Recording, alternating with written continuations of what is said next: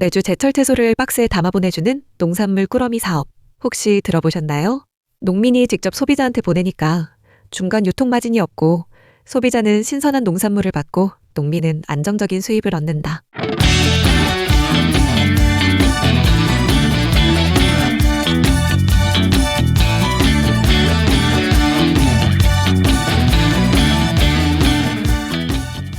이론적으로는 정말 완벽한 모델입니다. 그런데요, 현실은 좀 다릅니다.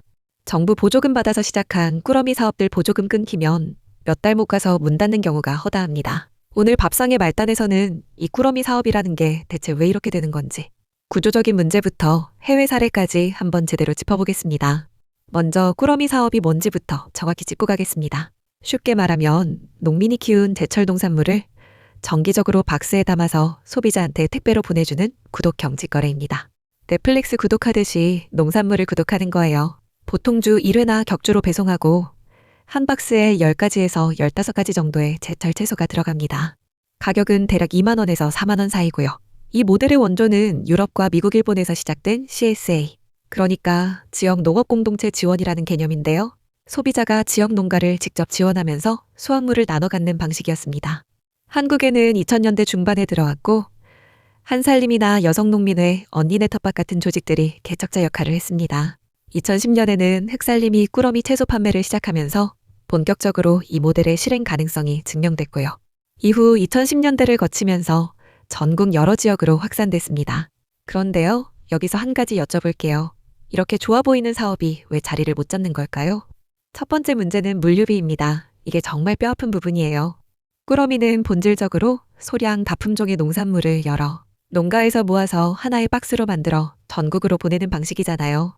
농촌에서 도시까지 장거리 배송해 신선도 유지하려면 특수 포장재도 써야 하고요.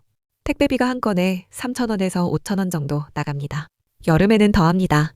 아이스박스 써야 하고 냉장 배송해야 하니까 비용이 확 뜁니다. 2만 원짜리 꾸러미에서 배송비가 5,000원이면 그것만으로 전체 가격의 25%가 날아가는 겁니다. 여기서 포장 재료비, 조직 운영비 빼면 농민한테 실제로 돌아가는 돈은 생각보다 많지 않아요.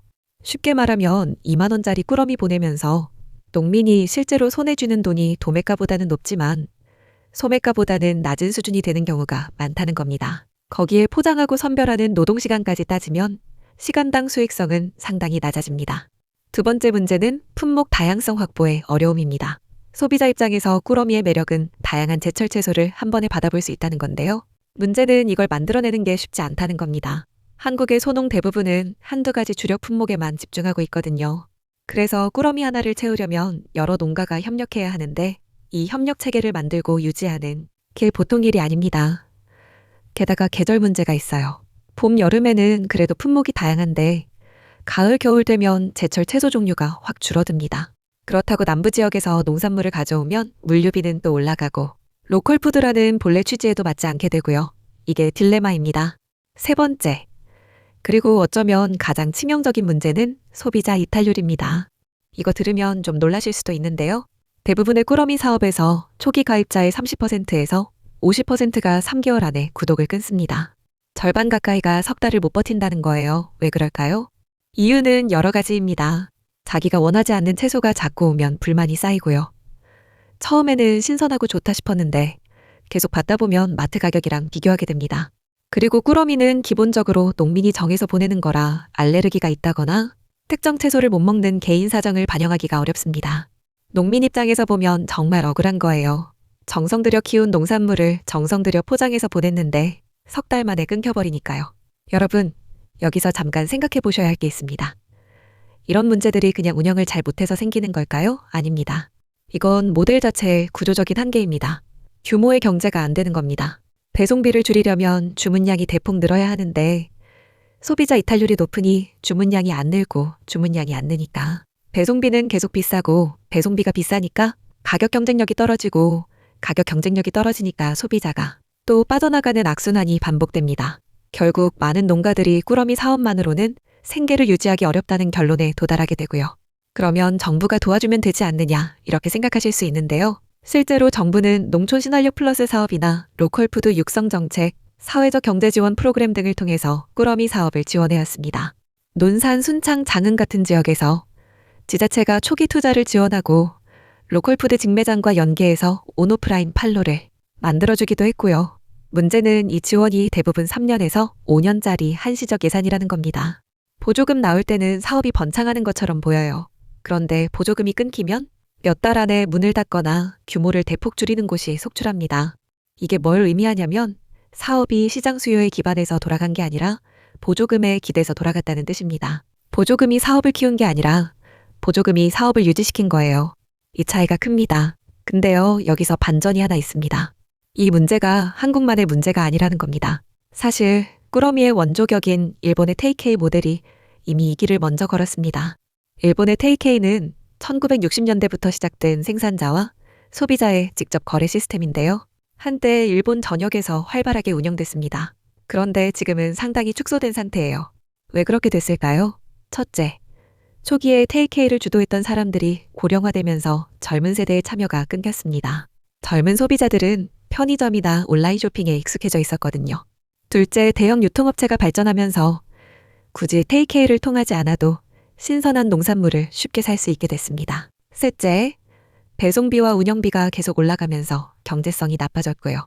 넷째, 그리고 이게 가장 중요한데 창립 세대의 철학과 신념이 다음 세대로 전해지지 못했습니다. 테이케이가 단순한 상거래로 변질되면서 정체성을 잃어버린 거예요. 혹시 이거 아셨어요? 지금 한국 꾸러미 사업이 겪고 있는 문제들이 일본이 수십 년 전에 이미 겪었던 것과 거의 똑같다는 걸요. 고령화, 소비자 이탈, 물류비 상승, 가치의 희석. 이건 우연의 일치가 아닙니다.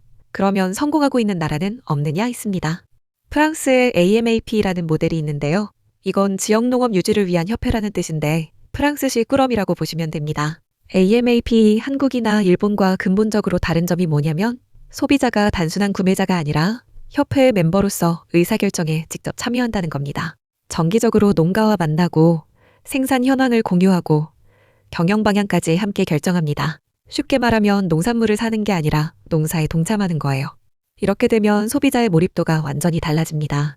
내가 참여해서 결정한 농사의 결과물을 받는 거니까 원하지 않는 채소가 왔다고 쉽게 구독을 끊지 않게 되는 거죠. 미국의 CSA도 비슷한 방향으로 발전하고 있어요. 소비자들이 배송받을 농산물의 일부를 직접 선택할 수 있게 하고 겨울 같은 비수기에는 워크숍이나 커뮤니티 행사를 열어서 관심을 유지시킵니다. 스마트폰 앱으로 주문 변경도 할 수 있고 SNS로 농장 소식도 공유하고요. 핵심은 단순한 상품 배송이 아니라 관계를 만든다는 겁니다. 한국 꾸러미 사업에서 또 하나 짚어야 할 현실이 있습니다. 고령 농가의 참여 문제입니다. 한국 농업의 평균 연령이 60대를 넘었잖아요. 꾸러미 사업의 주요 참여자가 될 수 있는 분들, 대부분이 고령 농민이신 건데 문제는 꾸러미를 만드는 과정이 만만치 않다는 겁니다.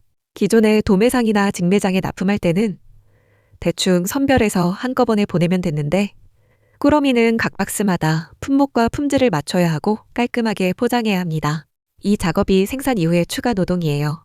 밭에서 일하고 돌아와서 또 포장하고 선별하고 택배 보내고 고령 농가분들한테 이게 보통 부담이 아닙니다.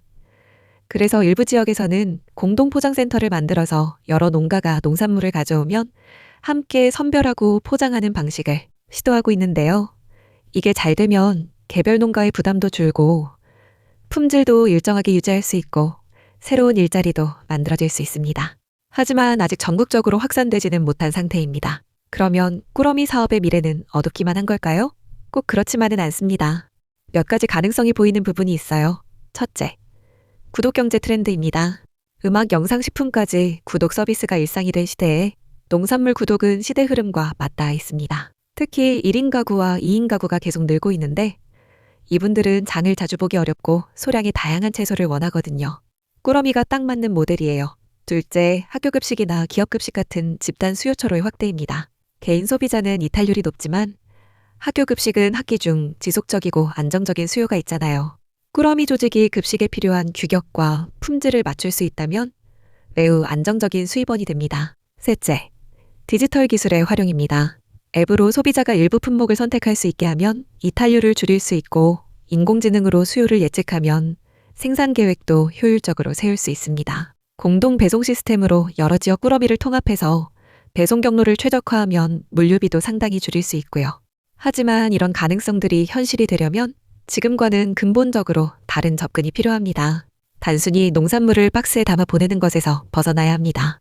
프랑스 AMAP처럼 소비자를 구매자가 아닌 파트너로 만드는 관계의 전환이 필요하고 보조금에 기대지 않고 자생할 수 있는 경제 구조를 만들어야 합니다. 정부 지원도 3년짜리 일시적 보조금이 아니라 공동물류 인프라 구축이나 디지털 플랫폼 개발 같은 구조적인 지원으로 바뀌어야 하고요. 그리고 무엇보다 꾸러미 사업이 단순한 유통 채널이 아니라 도시와 농촌에 있는 신뢰의 통로라는 본래의 가치를 잃지 않아야 합니다. 이 문제가 결국 말하는 건 이겁니다. 좋은 취지만으로는 사업이 지속되지 않는다는 거예요. 농민한테 좋고 소비자한테도 좋은 모델이라고 해서 저절로 굴러가는 게 아닙니다. 구조가 받쳐줘야 합니다. 물류구조, 소비자관계, 구조, 수익구조. 이 세 가지가 동시에 해결되지 않으면 꾸러미 사업은 계속 보조금 타이밍에 맞춰 생겼다 사라지기를 반복할 겁니다. 지금 이 시간에도 꾸러미 사업을 하면서 새벽부터 포장하고 택배 보내고 소비자한테 편지 쓰시는 농민분들이 계십니다. 그분들의 노력이 일회성으로 끝나지 않으려면 우리 사회가 이 구조적 문제를 함께 고민해야 합니다. 소비자로서 꾸러미를 한번 받아보시는 것도 좋겠지만 그보다 중요한 건 왜 이 사업이 어려운지를 이해하는 것, 그리고 그 어려움을 함께 풀어가려는 마음일 겁니다. 오늘도 밥상의 말단에서 전해드렸습니다.